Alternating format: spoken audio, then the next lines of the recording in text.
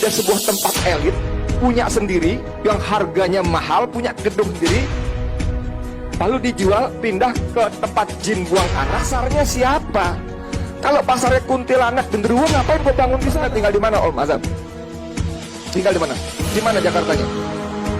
Mana mau dia tinggal Gunung Sari pindah ke Kalimantan Penajam sana untuk beli rumah di sana? Gua mau jadi warga ibu kota baru. Mana mau?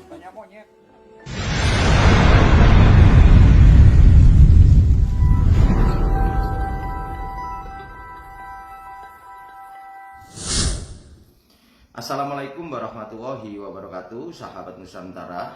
Kali ini saya ingin menanggapi statement dari Pak Edi Mulyadi. Pak Edi Mulyadi ini dalam mengkritik atau memprotes kebijakan pemerintah memindahkan ibu kota negara ke Kalimantan. Pak Edi Mulyadi ini menghina Kalimantan itu adalah tempat jin buang anak, dan kemudian juga mengatakan bahwasannya Kalimantan itu pasar genderuwo dan kuntilanak. Dan bukan hanya itu, Edi Mulyadi juga mengutarakan ujaran yang dapat dianggap sebagai penghinaan terhadap Bapak Prabowo Subianto yang adalah Menteri Pertahanan Republik Indonesia. Saya tidak bermaksud untuk memprovokasi saudara-saudara sebangsa dan setanah air di Pulau Kalimantan.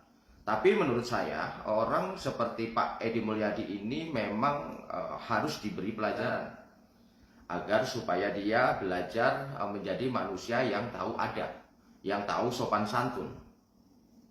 Menurut saya, orang seperti Pak Edi Mulyadi ini tidak pantas hidup di NKRI. Orang seperti Pak Edi Mulyadi ini tidak sadar bahwa kita ini NKRI, dan sebagai orang Indonesia yang berbhinneka tunggal ika, yang berpaham NKRI, semestinya kita itu sadar dan tahu hormat menghormati, tidak merendahkan sesama kita, apalagi suatu daerah. Mungkin menurut Pak Edi Mulyadi, apa yang diutarakan tersebut hanyalah sebuah ibarat. Tapi menurut saya, ibarat itu pun ada yang lebih sopan, ada yang lebih beretika. Tidak pantas mengutarakan kata-kata seperti itu. Tempat jin buang anak, pasar genderuwo dan kuntilanak. Kata-kata macam apa semacam itu? Jika ingin mengkritik kebijakan pemerintah dalam memindahkan ibu kota ke Kalimantan, ya silakan saja. Tapi jangan sampai mengeluarkan statement yang dapat dianggap sebagai penghinaan. Jelas, masyarakat Kalimantan pasti tersinggung.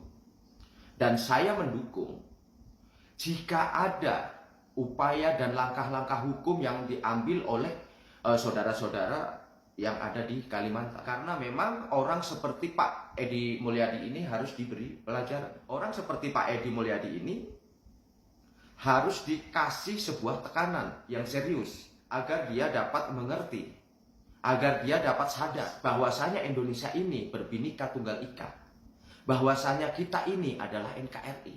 Apalagi ternyata Pak Edi Mulyadi ini adalah seorang caleg gagal dari PKS. Nah, ini sangat disayangkan, di mana partai PKS ini saat ini sangat tidak mendapat simpati dari masyarakat. Partai PKS saat ini dianggap oleh masyarakat sebagai pembuat kegaduhan. Kemudian muncul lagi Pak Edi Mulyadi dengan statementnya seperti itu.